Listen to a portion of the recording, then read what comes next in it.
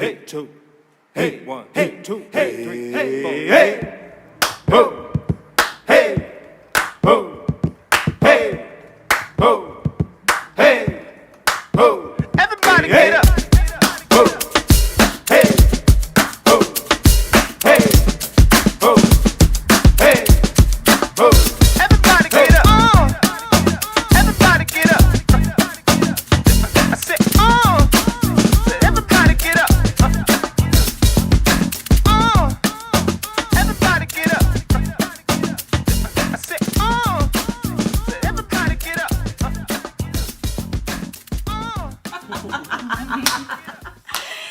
Welcome to Actors from the Dark Side. I'm LaDios Muhammad, actor with purpose. And I'm Rav'n Moon, an actor with passion. And today we have a special guest. Today's topic is... Who is our guest? Our guest is... Well,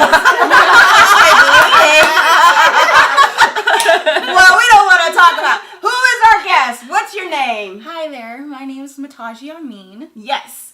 And she is our young guest today who is going to discuss images on TV and film from a young adult's perspective. And so, Matahji, why don't you tell us a little bit about yourself, your background, what you do, where you come from, who you are? Oh, okay. So, I'm originally from Colorado. This actually happens to be my mother here, so say hi. Hi! I'm a current student success coach, so I help various age groups go back and get their high school diploma, which I love my job, so just kind of just living my life and growing and prospering. So yeah, that's me. Nice. Yeah. And tell us a little bit about your background, like your ethnic background. Tell us about that. Oh, okay. So I identify as Black Latina.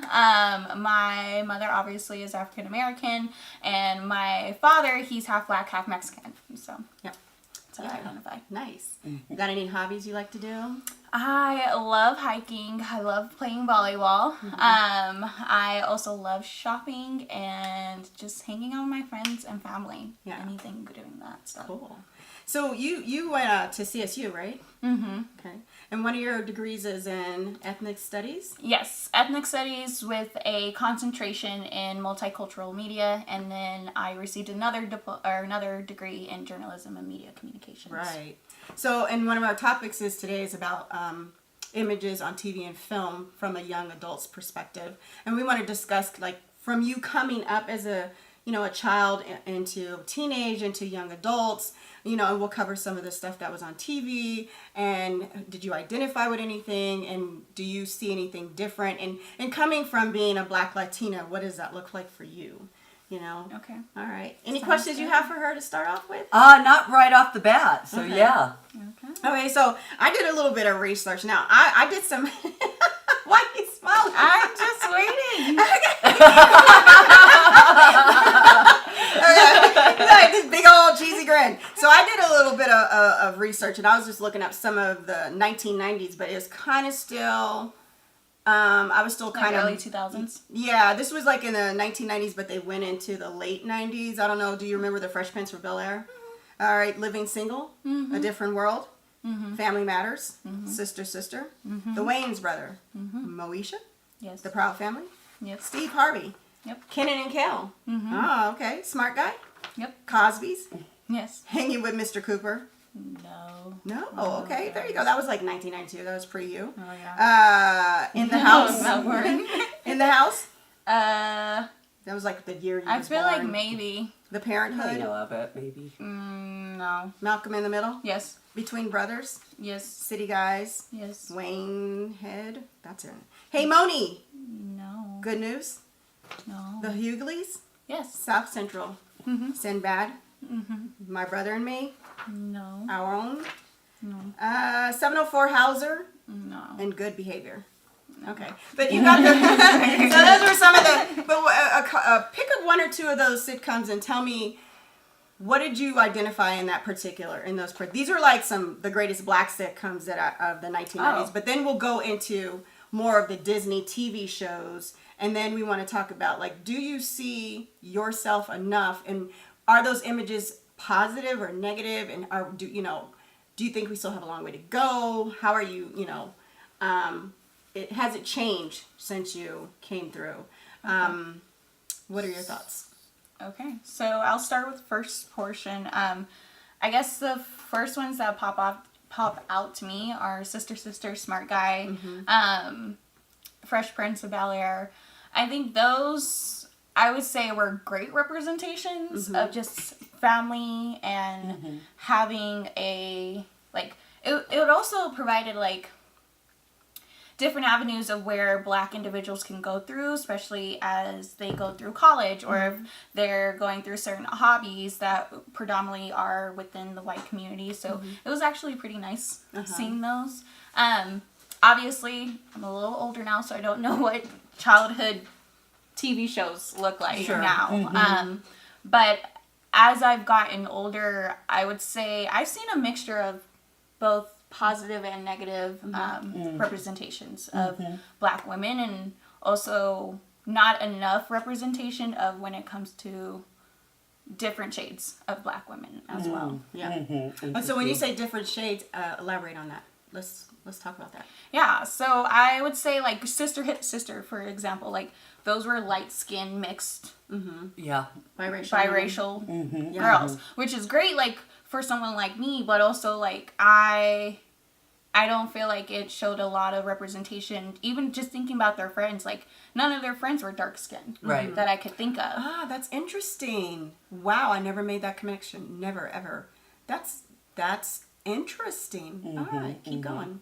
And so I can't really remember Smart Guy, but even living single, like, I really love living single, and I just did a lot of, when I was going through my undergrad, I did a lot of colorism work, and so I know one of the characters in Living Single, she was just portrayed, although she was like a successful lawyer, she was also portrayed very masculine, versus the other three light-skinned women, they were a lot less, they were more feminine, and they had great jobs, but they also were able to present their femininity. You're reminding me of a meme that went around recently, and it really broke my heart because most of the people that were sharing it were young African-American males, but it was basically a colorism kind of spectrum of really light woman, but it's the same basically face, and then she slowly gets darker and darker, and all these people were posting,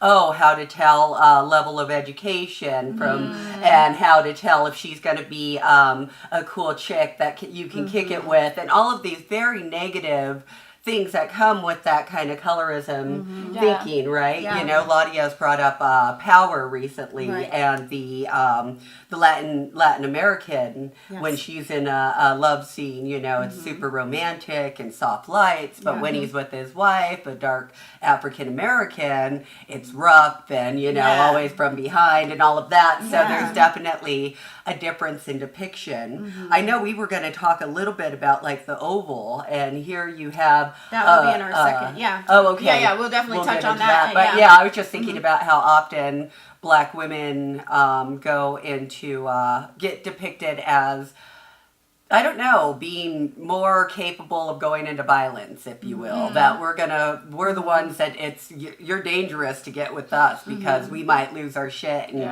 who knows what'll happen. Kind of, we get depicted in that way a lot. Have you seen any of that being in your early 20s?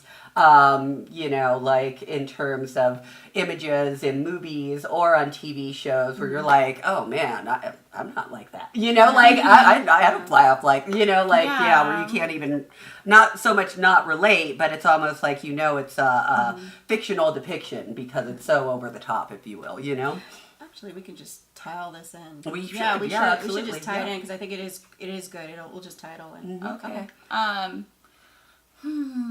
I'm trying to think of any shows because I'll admit, like, it's a guilty pleasure of mine, but I love reality TV shows. Oh, high five, sister. We're just like, it's so funny, we're on opposite ends of the spectrum. Two African-American Latinas that are, you know, but my mother's Hispanic, and my and a father switch. was. Yes, exactly. So yeah, we have the switcheroo. But yeah, I'm. That's what I tell LaDios all the time. Like, girl, I ain't watching that stuff with writing. I like a highly a high level of improv called reality TV. Yeah, that's just as directed, but. It's no script. Exactly. It's very entertaining. She tried to draw me into it, and there was one time I was like, I would come home from work. She's like, okay, let's start, and I started getting caught onto it, and I was like, I can't. I just can't. It does I make can't. you feel icky. Yeah, and I was like, I can't. It's a guilty pleasure. Yeah, You hate it, but it's also like, oh. But Sure. It's entertaining, and I guess now because now you're starting to see more, and we're tying this all in on images. You're starting to see more blacks in lead roles, and we'll talk about the flip side at the end to bring it into a positive light. Sure. But these people are making a living, right? This is how they make a living. So they're got to be entertaining, but they are being still stereotyped in a certain And light. before we move on from the reality TV, one thing that I do enjoy about it is that is where you will see sometimes African American families that are living well, doing well for themselves, not this ghetto depiction of blah blah blah. Sure, that might be out there, but it's not typical, and it's like, oh, this is what real America is. This is what real black America is, and it isn't this downtrodden, shooting each other bullshit, that we see on a lot of the... I would say even just from watching some of those shows, like I have been able to support more black businesses, specifically black female businesses. Yes. So take it how you want it, but I think just going off of representation, like, yes, there's maybe some scenes that may be a little ghetto, but I'll just say, like, Real Housewives of Atlanta, like, you see these black females that got money and are setting up their businesses. Like Candy, like, oh my gosh, like, they're doing well. Up to you, you're kicking butt. That's right. So that is one sector of the entertainment thing that I love in terms of black Americans and black females, right? Is that in reality TV you kind of get to get the wool kind of pulled off from your shades or whatever you say, however you say that, Bruce. The wool's from your eyes. The wool's from your eyes. Pull the wool over your eyes. And get to see what real black people are living like. Like, there's a show that I'm really excited about that's coming on Stars. Okay. It's called P-Valley. And it's an all-black cast. Yes. But, oh my God, it's like, it makes me feel icky the way that reality TV makes you feel icky, because I don't like seeing black people hardcore, fucking gangster, like, out to get theirs and all of that. I'm looking forward to it, but I just hate that depiction because I know how much it feeds into the miseducation of America. Right. You know what I'm saying? Because that's why, they think we're a threat because they see shows like that, and it's like, oh, that's how they're all living. So what? And there was a couple other ones. I know you. So Moesha. What did you think about Moesha? I loved Moesha growing up. Good. Like, I remember watching it after school, like, excited about it.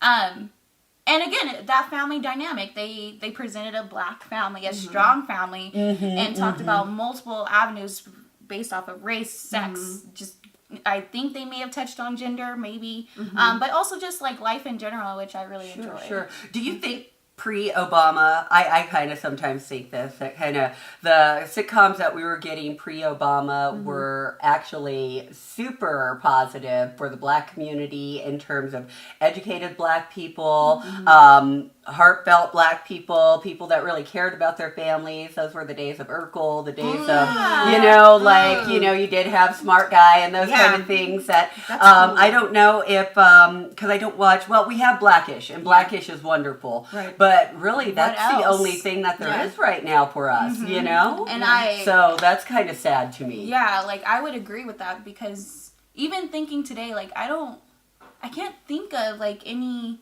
prominent show. Like, I even remember watching Girlfriends. Yes. Girlfriends. Yes. And that whole UPN channel, like, Eve, all that, like, those are really great shows. And then all of a sudden they're gone. And then if you do have shows, you have them on BT. And I just have me too. Talk about it. Talk about it.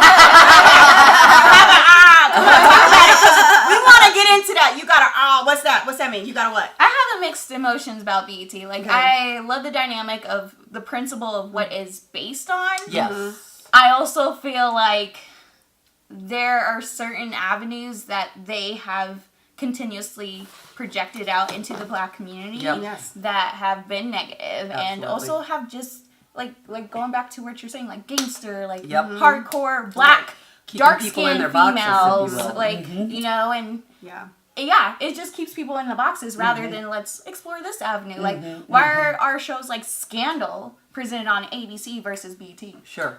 Absolutely. Very good. And Absolutely. so you mean they kind of streamline what they want to project us as, but they're still negative. Yes. In a negative spot. Even though they're putting Black people to work and they're in lead roles, they're still projected on this TV show In a stereotypical way. Now, Sisters. I don't know if you've had an opportunity to watch Sisters on OWN TV. No. I think it's on OWN. No. Wait, yeah, I think it's on OWN, or it might be BT. Tyler Perry. Which one is it? I think it's Mr. King, BT.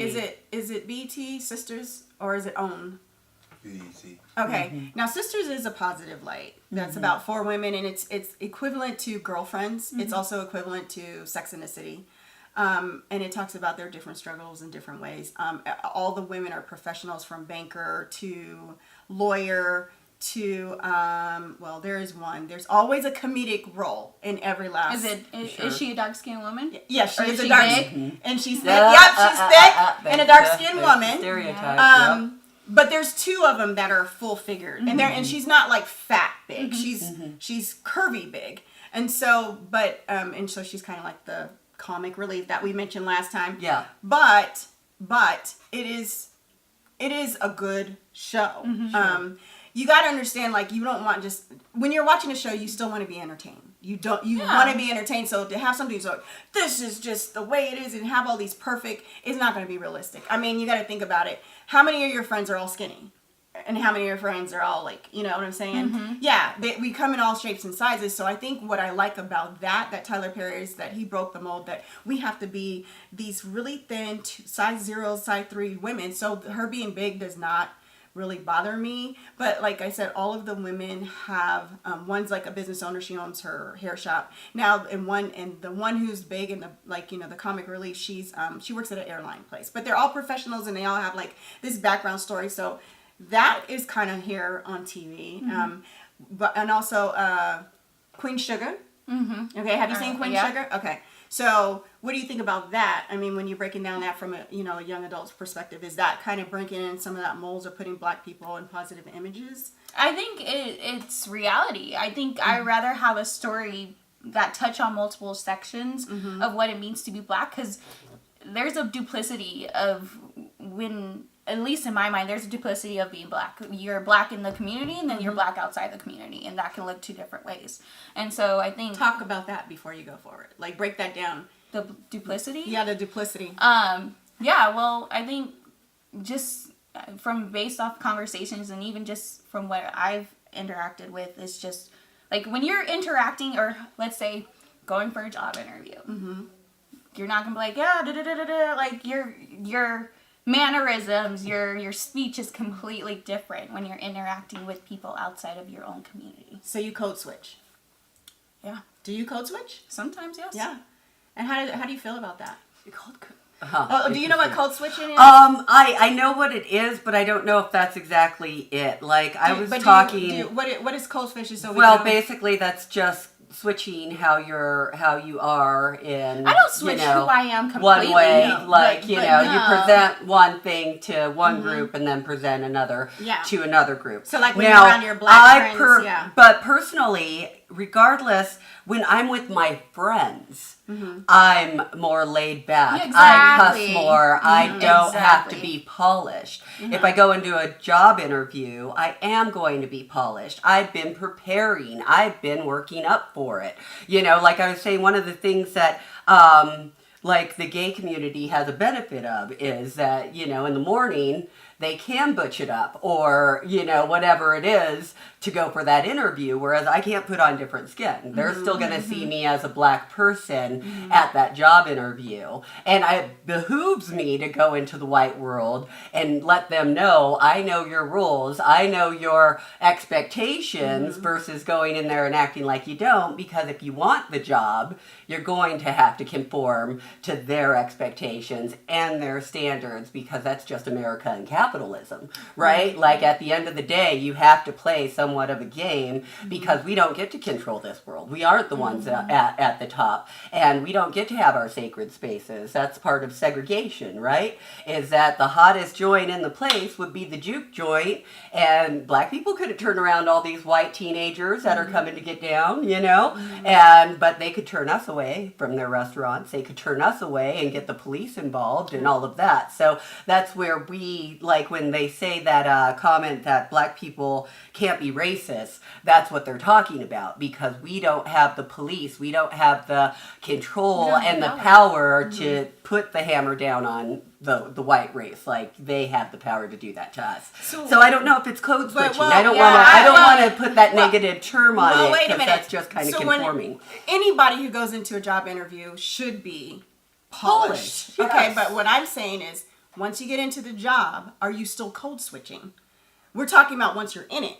Are you still code switching? No. Okay. But so is it code switching to go to my job and be professional and clean? I'm not talking about. And, I want you to understand. Not the way that I'd be on the What street. is code switching? How about Okay, you why don't define you it? just let's define it for us? Okay, You and define that's it for us. That's what I was because- saying when I asked you earlier. Yeah. Tell me what you understand code switching is, because I'm not talking It's about. a pretty new term for me. So Okay, yeah, okay. you please So code describe switching is like, because that's when you were saying the duplicity of being in your community in one way. So, we have since the George Floyd happened at our job, they made groups. They made them for black people, people of color, and white people to deal in a safe space about dealing with this structural racism.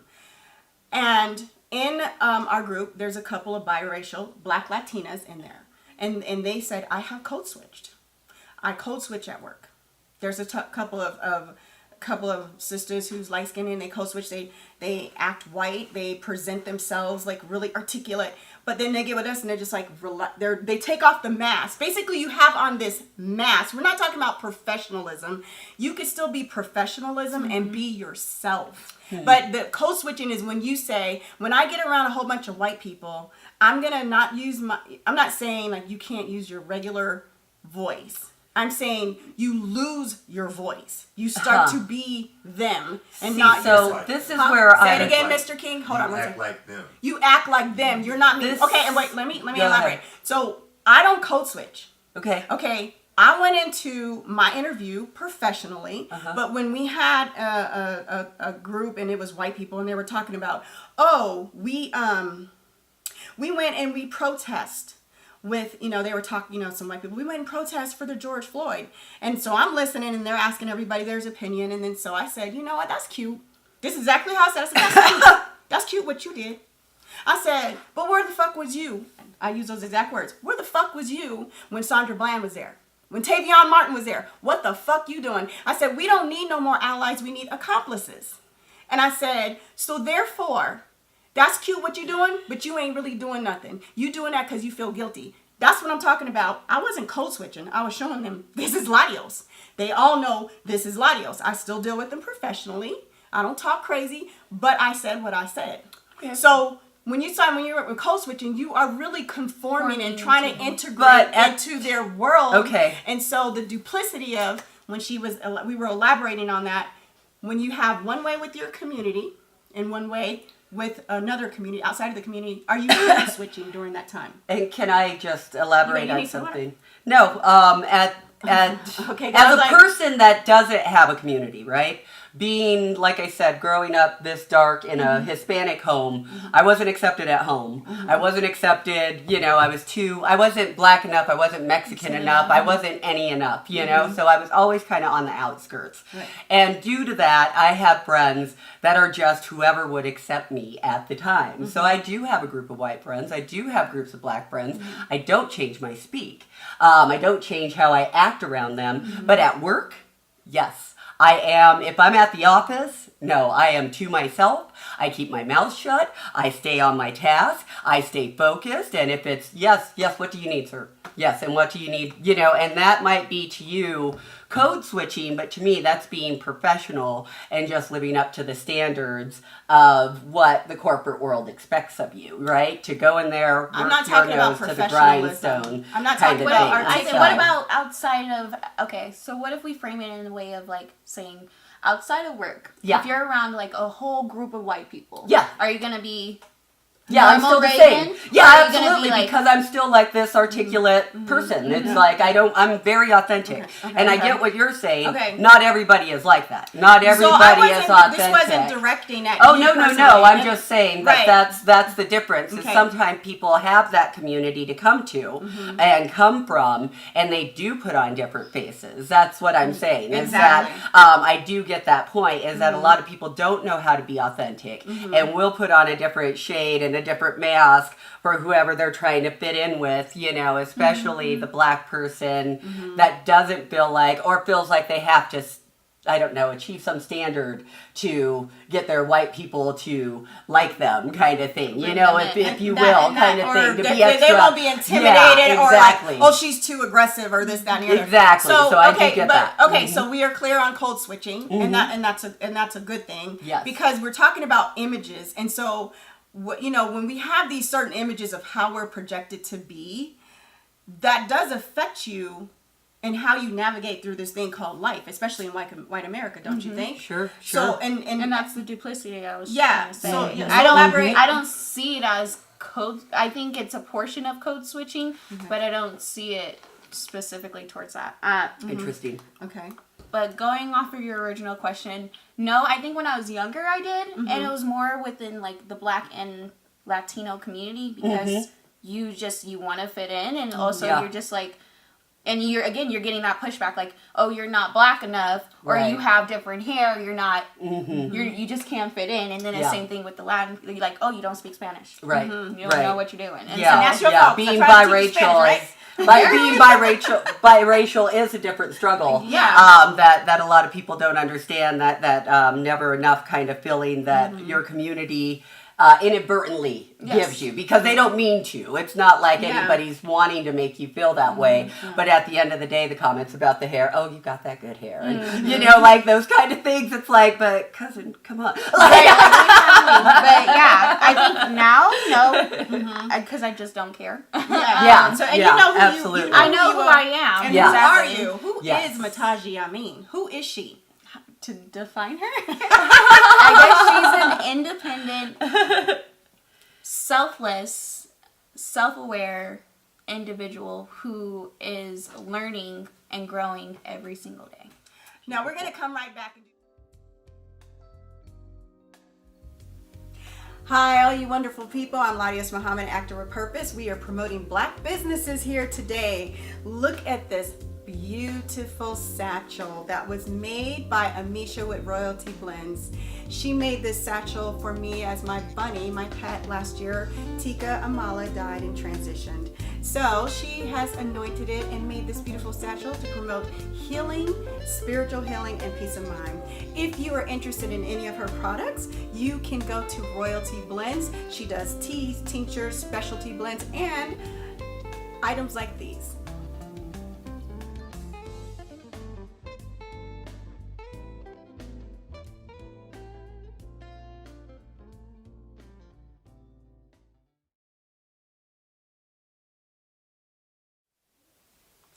Thank you so much for coming back. We're back here, part 2. So we have Matahji Ameen, of course, Rav'n, and myself, and we're talking about images in TV and film from a young adult's perspective. So, Real quick, I have another question for Natasha. Matahji. Natasji.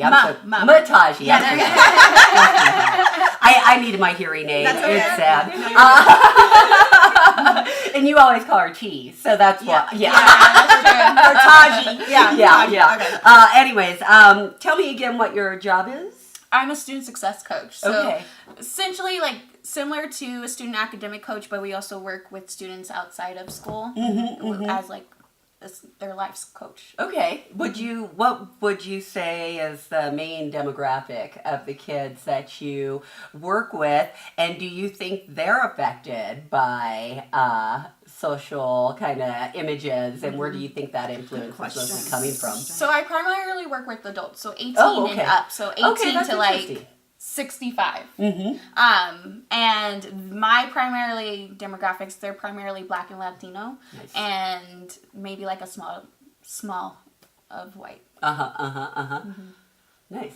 Yeah. So, but I think, I would say like I think everyone is affected. Yeah. But I feel like the older generation, they're like, this is, especially if it comes to like the George Floyd situation, like this is something that's not new to them, is what I'm getting a sense of. And it's also like even when I have them share stories with me, they're like, you know, you would think like this would be over with, but I was like, I'm so sorry you have to experience something like that. And they're like, I've experienced it multiple times. I think it's sad to see the new generation having to go through the same thing. Sure. I mean, again, talking about what we were talking about in part one, we were talking about some of the 90s sitcoms, and I was saying there was so much more hope for the Black community then because we had multiple sitcoms with positive images, positive Black families, and, a lot of love. And I do find that that's kind of devoid in this day and age.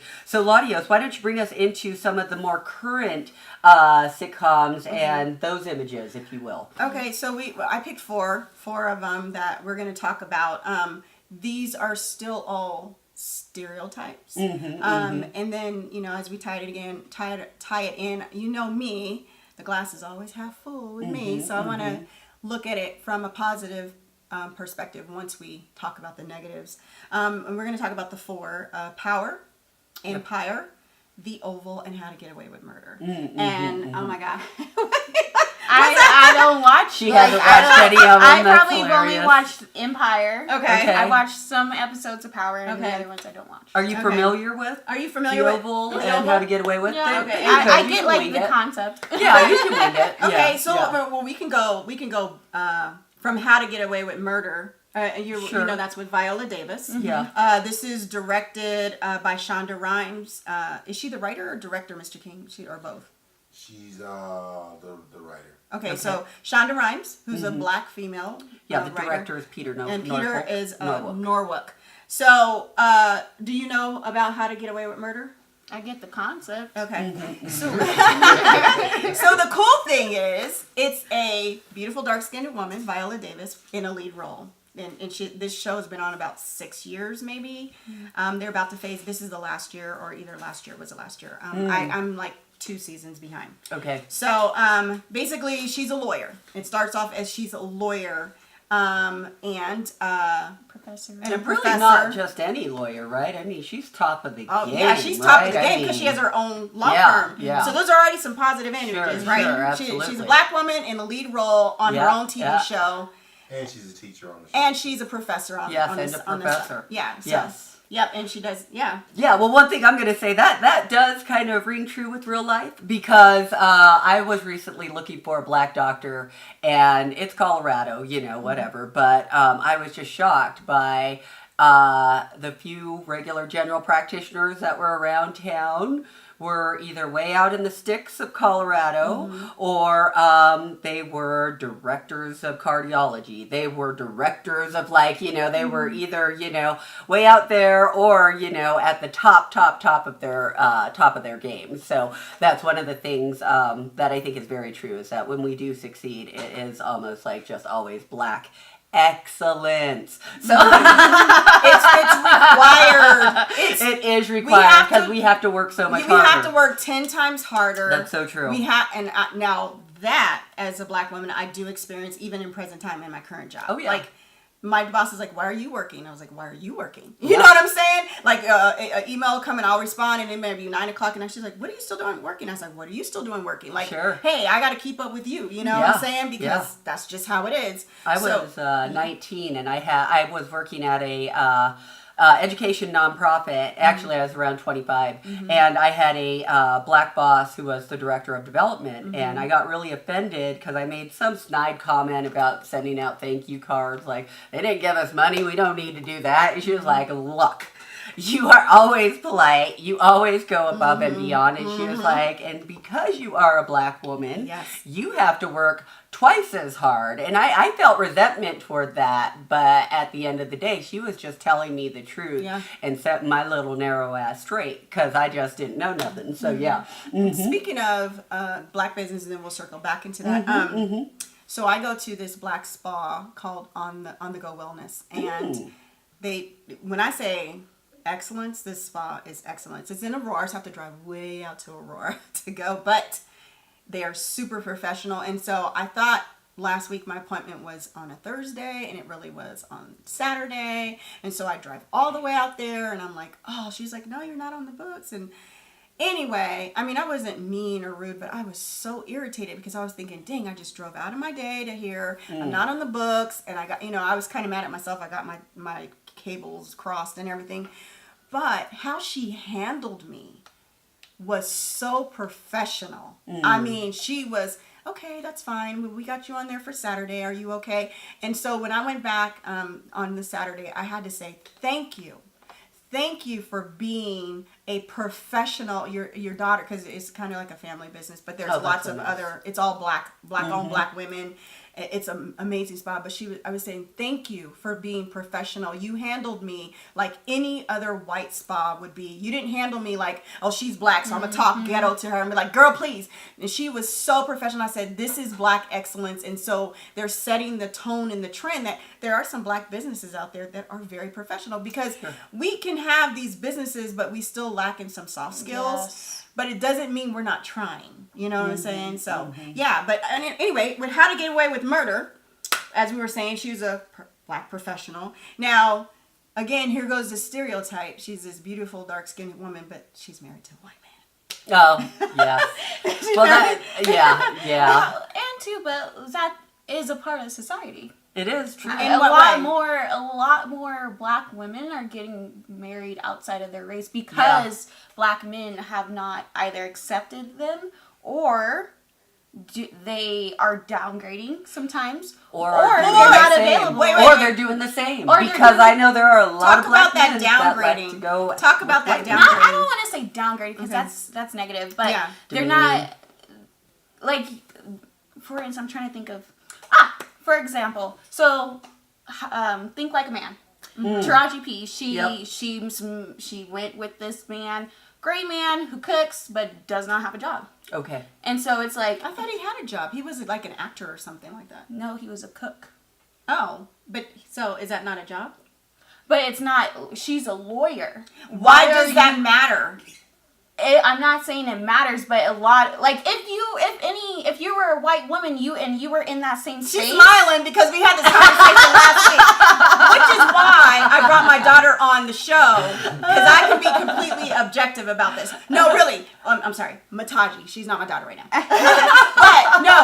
but and you know what? We never got into this because I had a list of all marriages and how there's a misperception that black love and marriages do exist, and it's recent. It's like in the last couple of months that they did some research. It's upstairs somewhere, but anyhow, that's not true, because that's what's depicted on TV. There's more black marriages with successful people and a lawyer. If he's a cook, why does it matter that I'm saying I personally don't think it matters. Right. But if we are going through the society and you're being educated and you want someone to meet the same portions as you. So you're saying she settles. Yes, it's a little bit of settling. How is it settling? Because there's a scarcity of black men. So to find one that is, the same top notch or meets the same quality. Why? She has why to does that settle matter? Because why would you it matters settling? Because maybe it matters because part of my grief, I guess, is like there are a lot of really successful, attractive black men that go into that colorism meme, think less of black women. They do. And will get with, I can think of NBA players. I mean, there's a lot of successful black men. Terry, what's his name? Terry Crews. Yeah, that have white women. Right, but then that goes back to the big list. And that's okay. That's okay. Here nor there. It is part of reality that for you to have somebody that matches you, to be a successful black woman, you're almost going to be portrayed. But that's depicted on TV. Sure. But there is a scarcity of a lot of black men out there. I mean, they are a lot of black them. men who are successful or have degrees. Man, or it's hard to find. I think it has risen, but I also think most of those black men too are not looking for black women. There you go. That's just the reality. They're not, especially if you're a dark-skinned black woman. If you are, and just look it up. Yep. I'm just saying, look it up. And I do A have lot of statistics. successful black men Can are you go get that, married Mr. King? It's on the to table. out- About marriage, it's right on the table. Go get But that, Mr. also- King. are married Yeah. outside of their race or to lighter than me skinned women. Okay. And So and hold not only on, that- pause. Again, this is about images depicted on TV and film. So if Sure. if you're constantly showing this depiction, and again, we remember how we listed all of these shows in the 90s and the 2000s. These were strong black families. Hang on one second. These are strong black families that they represented it. That wasn't. Not all of them, because you talked about the colorism, but these were strong black families that were represented. But now, again, we have a lead black woman who looks like me on the film. Why did they choose to put her with a white man? Again, they're still controlling the images that we see. So that right there in and of itself is a very subliminal thing, because now we're all thinking that black men, because they're successful. Do you know, unfortunately, because I know we were going in this direction, but do you know, thank you, Mr. King, I appreciate that. Do you know that I looked up all the NBA players who were married, and I promise you, they had like at least 60 of them. All of them were married to black women. All of them, because they were talking about NBA players married to black women.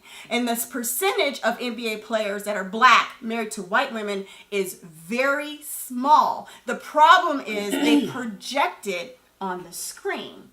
And that's, again, this is about the images. This is what I'm saying, the stereotypes is right there. You just proved my point about the stereotype. Well, this is typical. And then I went back and we talked about professionalism. I mentioned how Sister Ava. Can I make a different point, though? Yeah, sure. To this is that one of the things that I talk about when I say scarcity of black men isn't so much that they aren't out there, but once a black man, black men already have a reputation of being fantastic lovers, blah, blah, blah. There's a swag around them. So, a black man, regardless of socioeconomic status, can walk into a club and things like that and have about 10 women on him of all different colors and that kind of thing. So that's where it's kind of harder in the dating arena, maybe, and that I'm not saying that's what they're trying to depict, because I actually think with How to Get Away with Murder, it's white is right. Like if you want to be with something that's good, then you go with the white successful guy, because that's what's safe. Blah blah. But the interesting thing about this whole thing was she was always in love with this black man. See, that's throughout the show. And what was he like? Yeah. And what was he like? What was he like? Did he have a job? Yes, he was a big time detective. Why weren't they together? Exactly. That's what we're talking about. Image. They got together. But then they broke up, and then they got together, and then he was always helping her. And I'm behind about a season and a half, so I got to see if they get together. Maybe they get. But together. I know she does die. She does die in the final season, because I haven't seen her across it, unfortunately. But we'll circle back to that. Yeah. But again, yeah, you in love with this beautiful black man, and then here's the interesting thing: is her husband was cheating. This how it all starts. How it all starts at the beginning is because her husband was cheating on her with a young woman, and it starts to a murder. And that's how you say it all started with her husband. You know what I'm saying? Yes. LaDios, I wish I would have shared this with you this last week, and maybe our viewers can go look it up. There's a great article from Denzel Washington talking about black marriage and how it is possible to have a black marriage and have your spouse support you, even in Hollywood. So maybe look that up, because that was very... Put that link in the comments, because I think that would be great. But here, this is good. The top 4 myths about black marriages. I'm just going to talk about... We never got to this last episode, but educated black women have it harder. That's a myth. And it says, what's more, black women who finish college actually improve their chances of marrying rather than lower them. Among black women, 70%. Now, this was done in January 2020. Okay, so if I can't get something current, I'll get the most recent, but this was just done, this article, and it was written by Nadra Kareem Middle. from the thoughtcode.com, and we'll put the links in there. But it says among black women, 70% of college graduates are married by 40, whereas only 60% of black high school graduates are married by that age. By Tara Parker Pope of the New York Times. The same trend is at play for black men. In 2008, 76% of black men with a college degree married by the age of 40. In contrast, only 63% of black men with just a high school diploma tied the knot. And so, rich black men marry out of the race. Okay. Tolson and Marks found that 83% of married black men who earned at least $100,000 annual got hitched to black women. 83%. 83%. Yeah. The same in the case for educated black men in all incomes. 85% of black male college graduates married black women. Generally, 88% of black men, no matter their income or educational background, have black wives. Sure. And so the thing is, when we're talking about this is what I'm saying. These images are projected on the screen, so people are thinking it doesn't exist. Well, let me ask you this. Would you rather be comfortable seeing a black woman married to a white man who this white man cheats on her versus a black man that cheats a black on man her? that, again, that's still creating the same rhetoric. If it's having a black man who's married to a black woman and cheats on her. Yeah. Well, here's the thing, is people cheat, right?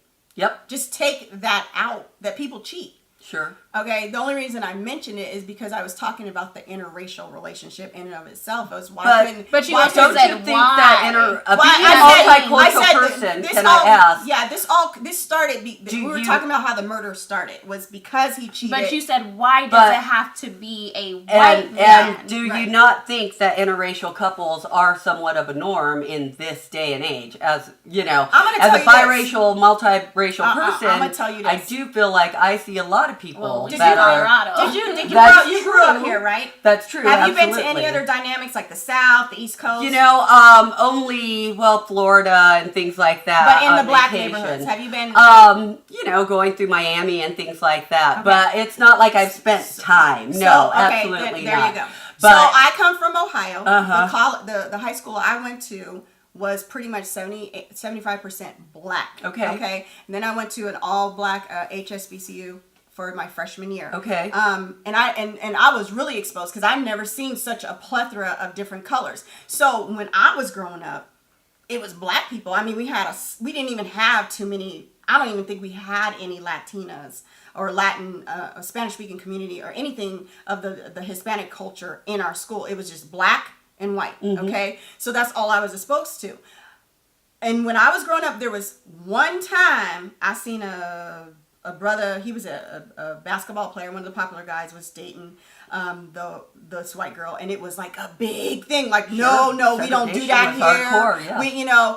But the parents were the mother on the brother's side was like, don't worry, they're kids. It's gonna phase out. So for me, I grew up with black culture, black positive. and being taught that interracial is bad. No, not necessarily that, because not that didn't play on me. What I'm saying is, I didn't grow up in Colorado, so I didn't see it. When I came to Colorado, it was a whole nother world for me. Colorado is like one of the top integrated states. But and always has exactly, been. but and so when I came here, the men here, they weren't normal to me, because I was like, I know I'm fucking hating fine. white And then when I had a brother he didn't even look at me twice. Yep. I was like, white men were hitting on me, and we ain't Yep. talking about throwbacks. We That's talking right. about real.